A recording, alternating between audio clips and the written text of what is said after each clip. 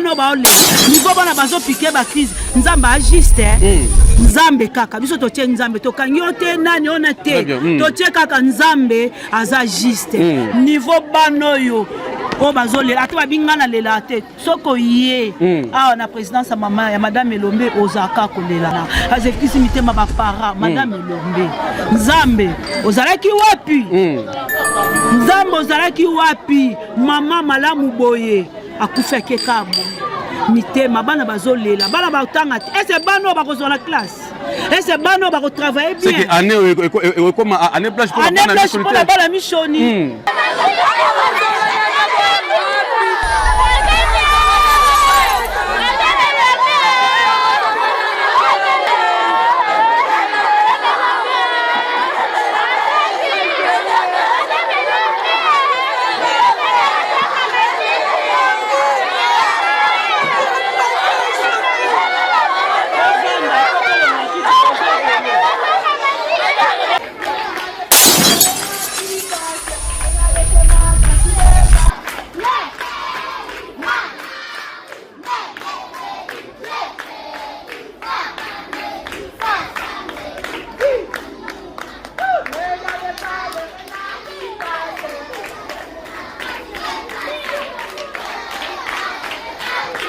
Chantez, chantez.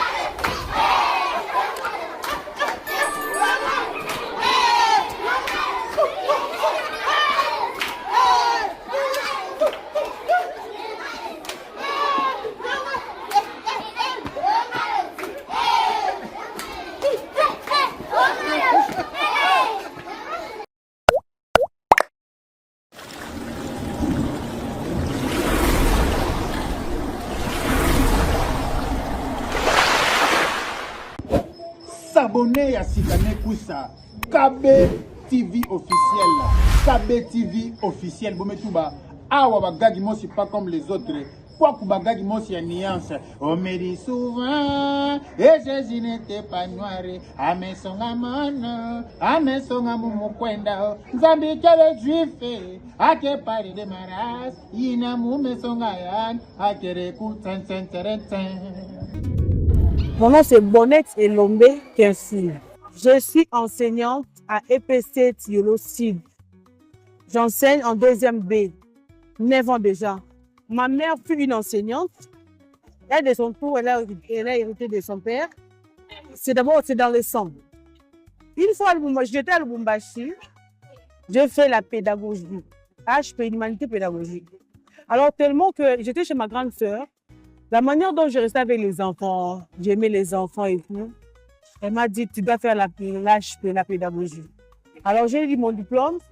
En 6e, je suis partie faire les stages au carré français à Lubumbashi. Alors, on m'a retenu, mère stagiaire. Il n'y avait pas possibilité pour moi d'aller enseigner et aller encore à l'école. J'avais refusé.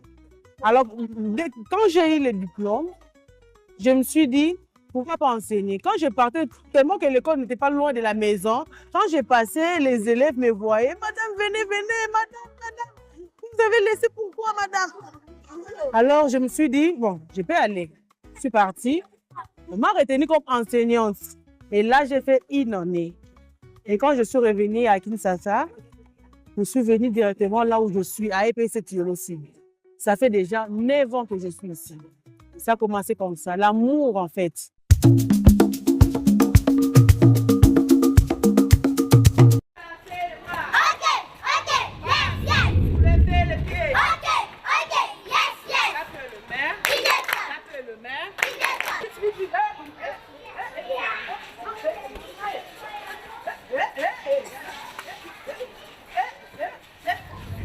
Les réseaux sociaux, c'est juste un moyen, c'est un bonus. Donc, c'est un moyen, ça m'a juste aidé de faire voir aux gens qu'ici on travaille. Regardez, ici, il y a la méthode de Lombé, la manière dont j'ai initié ma méthode, la manière de faire une nouvelle touche, une nouvelle méthode. Alors, pour montrer aux gens, si ce n'est pas les réseaux sociaux, comment est-ce que je vais montrer ça? Puisqu'il y a des enseignants qui voient d'abord l'argent. Non. C'est d'abord enseigner avec amour. Et enseigner en dansant, enseigner en jouant, puisque les élèves apprennent mieux en chantant. Je vous donne l'exemple. J'enseigne l'alphabet. L'alphabet a 26 lettres. Je me dis, pour que les enfants comprennent, qu'est-ce que je dois faire? Je mets le rythme. L'alphabet a combien de lettres? A 26 lettres. A combien de voyelles? 6 voyelles. A combien de consonnes? 20 consonnes. J'apprends l'alphabet en sautant pour qu'un jour, je devienne le plus grand. A, B, C, D, et F, G, H, I, J. Vous comprenez? Est-ce que l'enfant va oublier ça? Non. L'enfant, on l'a appris en chantant. Et l'autre, on l'a appris comme ça, il comptait l'alphabet. L'autre va commencer à sauter. Mais l'autre, comme il connaît le rythme et de la musique, de la chanson, de l'alphabet, l'enfant va retenir ça. Même s'il totalise 50 ans, il va se souvenir, notre madame nous avait appris l'alphabet en chantant. Vous voyez comment est-ce que la méthode de Lombé est bénéfique? Ça déstresse les enfants. Il y a les enfants qui viennent stressés, frapper, les autres affamés, il n'a pas mangé. On l'envoie à l'école. L'enfant vient comme ça. Maintenant, pour enseigner directement, entamer une nouvelle leçon, vous voyez que la salle, les élèves, ils sont timides. Il n'y a pas directement moyen d'entamer une nouvelle leçon. Il faut faire recours à la méthode de Lombé. Chanter, danser, et les élèves oublient leurs problèmes. Ils oublient, oui, ils oublient rapidement même. Quand ils oublient comme ça, ça vous permet d'entamer une nouvelle leçon. Et puis vous allez constater que la leçon vraiment a été bien assurée.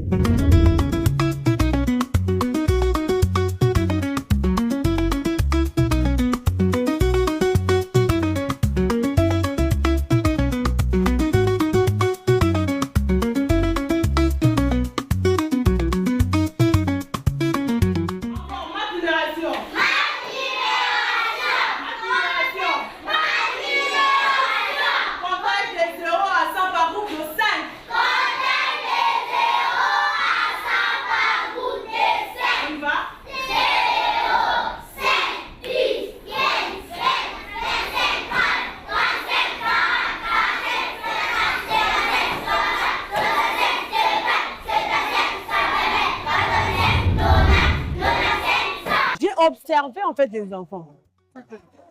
C'est pas l'observation. N'est-ce pas, j'ai fait la pédagogie, on a la psychologie. La psychologie étudie le comportement des gens. Donc quand vous étudiez la personne comme ça, vous allez bien connaître la personne. Vous allez d'abord étudier la personne pour bien connaître la personne. En fait, j'ai étudié mes enfants. Quand j'ai étudié chaque promotion, les autres passent, les autres viennent.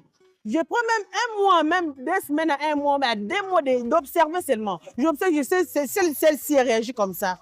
Celui-là réagit comme ça. Et c'est comme ça. Il faut d'abord étudier. Vous étudiez vos élèves et puis ça vous apprendra, ça va vous aider à bien pas seulement manipuler, mais à bien le guider en fait. Je suis comme je suis. Et je les aime comme ça. Ça montre le vrai amour que j'ai envers mes élèves. Il n'y a pas de limites. Babizouana, c'est pour briser les limites qu'il y a entre les élèves et la maîtresse. Nous tous, on a étudié, on était aussi les enfants comme eux. Tu ne peux pas approcher la maîtresse comme ça, directement faire bisous. Mais non, on ne s'est jamais vu. C'est ça, en fait, la méthode de Lombé. Ça vient briser cette limite-là entre les élèves et la maîtresse. Moi, l'enfant veut venir. Moi, mes enfants, avant de rentrer à la maison, ils viennent. Madame, au revoir, bisous, ils partent comme ça. On va partir comme ça. Donc, avec cette ambiance, ils amènent ça à la maison. Et parfois, il y a les enfants, et il y a les parents qui ne soutiennent pas. Les enfants parlent comme ça, avec la joie et tout, mais comme on a les parents souvent nous aident pas à donner le vrai amour aux enfants. C'est pour cela que moi je donne la joie à l'école. C'est ça la méthode de Lombé. Tu frappes là-bas, ici on danse. Tu grondes là-bas, ici j'apprends. Non, je te dis, je ne vais pas te gronder. Je te montre, il faut faire ça, il faut que... Moi je guide en fait. C'est ça la méthode de Lombé. C'est bénéfique. Si l'enfant a peur de moi, comment est-ce qu'il va aimer et comprendre la leçon? Nous tous on a étudié, non? Quand il y a les profs de maths qui vont venir, la prof, voilà, tellement que tu n'aimes pas les professeurs, tu ne vas pas comprendre la leçon. Tu ne comprends pas la leçon parce que tu n'aimes pas les professeurs. Tu dois commencer à aimer le maître. Vous comprenez? Ils comprennent parce que les élèves, même d'abord, je fais ce que je vous comprenez? Et puis c'est comme ça.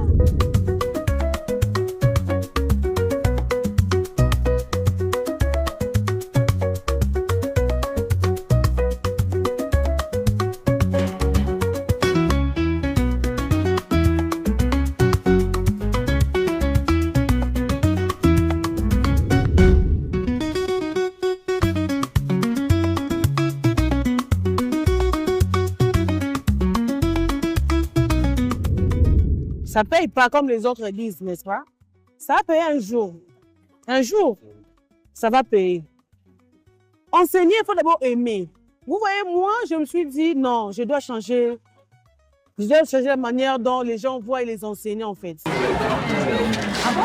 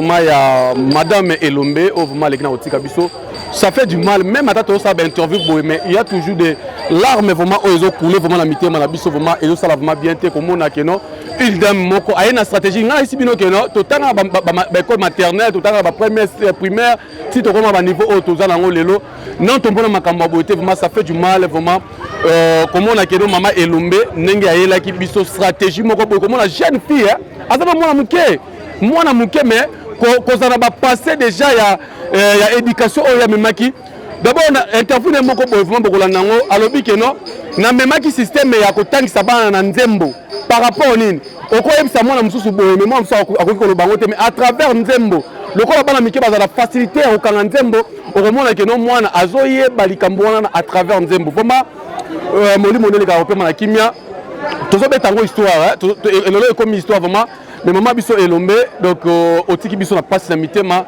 ozokisi mitema na biso surtout kaka keno eza dei oyo eza Congo mobimba mama na biso mama ya biso elombe banoki de balubumbashi même ata uta lubumbashi mais abane suko ke de balubumbashi naza kuna ba image mususu na kati ya page TikTok na ye abane ko ke na ba école babane ko louer na ba école azo ke ne po akene ko enseigner na kati ya école bana lelo oyo bana na biso to filmer bango awa eza interdit ko filmer bana ba uniforme mais to na choité tellement eza musala na biso to moni bana mususu bazolela ke no mwana moko azolela lobi ndenge okeinga na otanga isute parce que obanda otangisa ngai obanda olinga babenga na ngate nazala ba image ozomona ke no madame mbula ezobeta mais madame abimi na se ya mbula ke kozwa mwana ya classe atali bote na ete atali kitoko azaki nango te mais andimi afana na mabele baje wana eza baje ya kala to bokola nango baje wana ya kozwaka okimi mbangu obwakeli muninga eloko muninga tena simamoni yango aladi mbangu eza baje moko bo oke no biso to bosa nango kala bana biso alelo batanga na donc bayekola yango sute mais madame Elombe aleka toujours vraiment koza toujours ensemble na biso to ndeko biso ya mobali oyo vraiment ndeko leka opusana oyo oloba moko vraiment pour madame Elombe yazaki aza vraiment parmi bato oyo place madame Elombe vraiment afandaka Azan Ndeko vraiment Aza toujours abaloza appelle toujours ensemble na maman Elombe. Bonjour Ndeko. Bonjour papa. Ouais Ndeko toleki na komono awa na famille biologique ya maman biso Elombe na lupango oyo maman Elombe bane kufanda. D'abord maman Elombe epana wazaki d'abord nani? Madame Elombe epana ngai donc azalo kwa madame awa na otangisa bana na ngai. Wawa. Esalinga pasi mingi na ndenge na yoki sangoneki ya kufi. Très bien. Azaki madame moko aiba ko consoler bana. Wawa. Azaki madame moko aiba ko solana bana. Très bien. Atambu les obeta madame il faut poussana pemene ya bana. Mais lelo oyo tokozwa mutu mususu wapi lokola ye. Très bien. Oyo aza en tête ya liwa ya madame Elombe. Jugement Nzambe ekosala. Liwa Nzambe ewutaka epai ya Nzambe. Nzambe ne mutu apesaka pema, pe Nzambe ne mutu abotolaka pema. Soki ke mutu ayebi ke aza en sort ya likambo oyo. Bebela bana baleli. Goutte moko ezotanga déjà 10. Très bien. Mibale ezotanga 20. Sukoso total suko bana nyonso baleli. Est-ce que mutu o aza en tête ya likambo oyo? Est-ce que ozala en vie? Et tu as tout une question parce que maman Elombe si tu rolo maman Elombe bane ko fanda na lupango oyo ya bino. D'abord maman Elombe a tiki biso na malade abelaki ou maman Elombe akufi na nini? Maman Elombe tozo baté sok malade ya ndenge nini? Tozo kaka ko makole vimbaki. Oh malade siboy. Tozo baté za malade ya ndenge nini? Très bien. Muto atiki biso kaka bodale vide. OK. Lelo bana nyonso tande bana baya bazo lela. Très bien. Bazo kokate.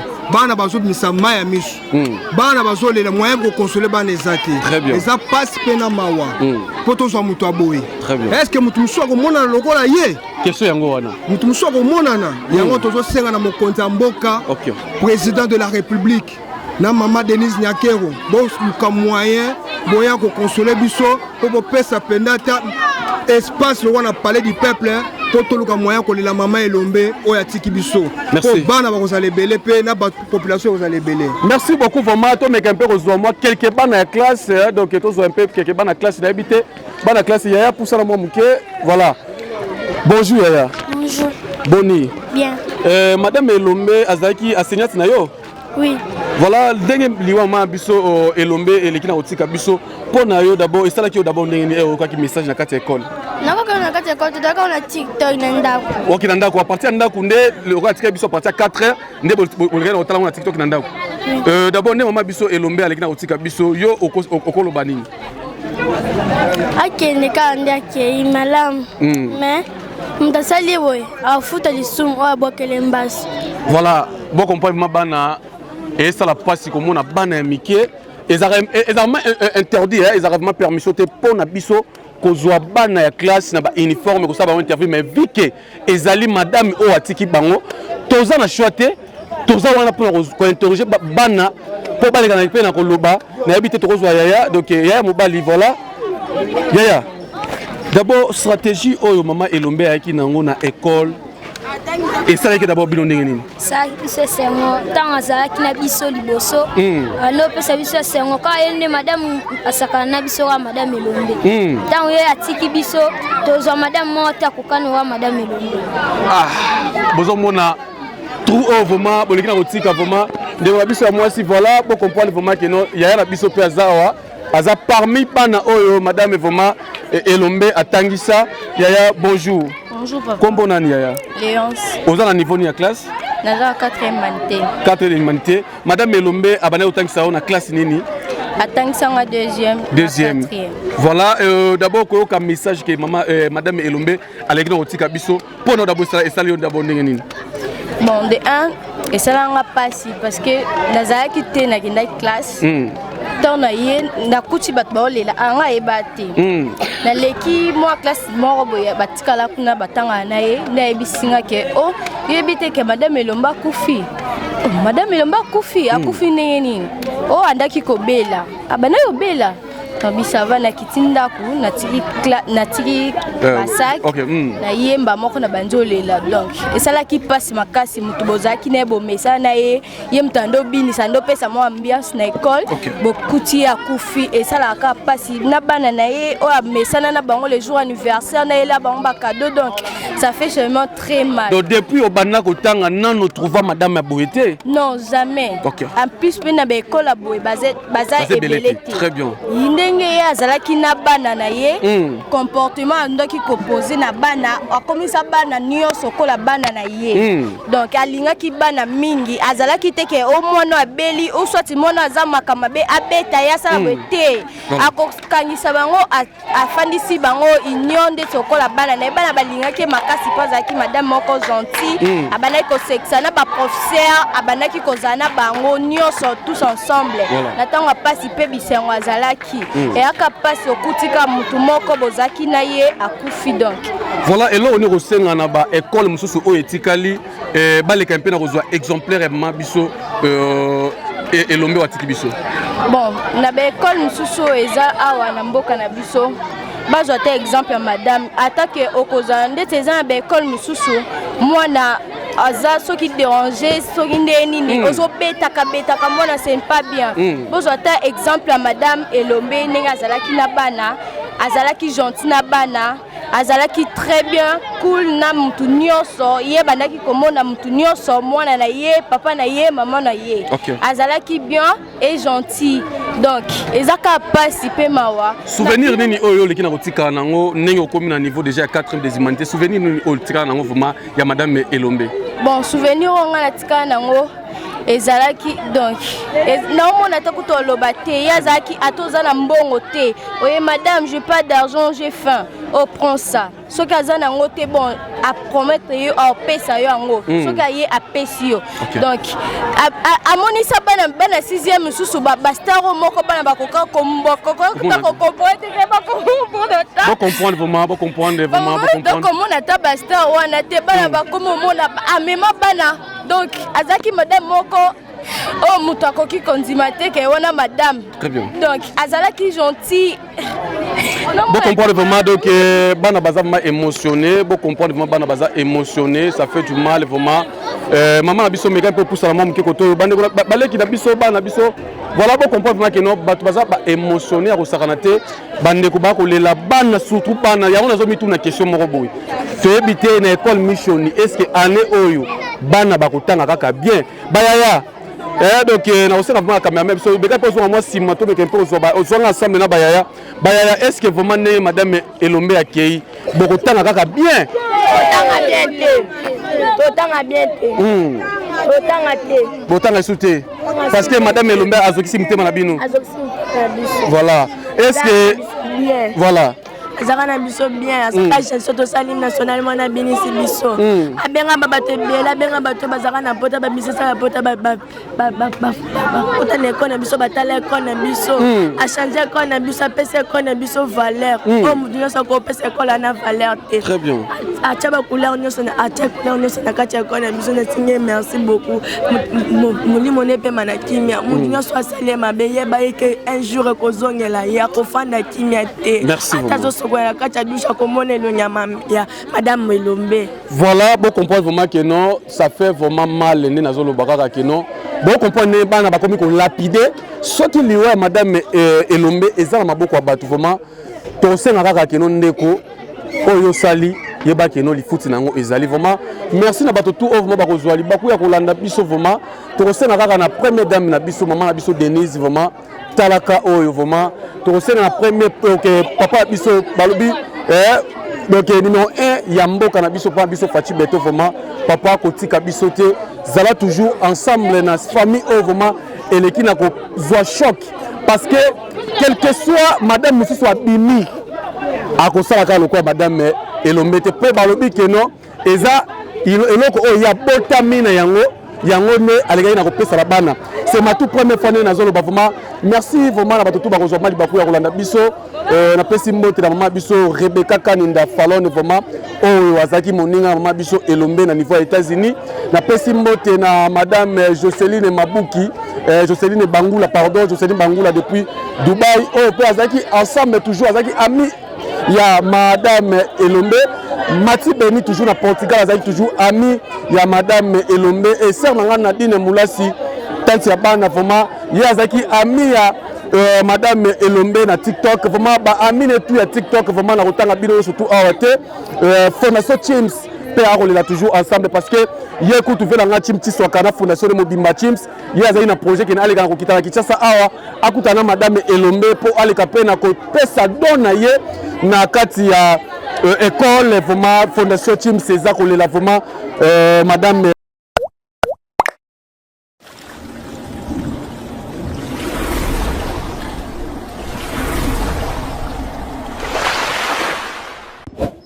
s'abonner à Sikane Koussa KB TV officiel KB TV officiel Bometouba awa bagagi mosi pas comme les autres quoi que bagagi mosi ya nuance on me dit souvent et Jésus n'était pas noir amesonga mono amesonga mumukwenda nzambi kele juif ake pari de maras ina mumesonga yan akere ku ten ten ten ten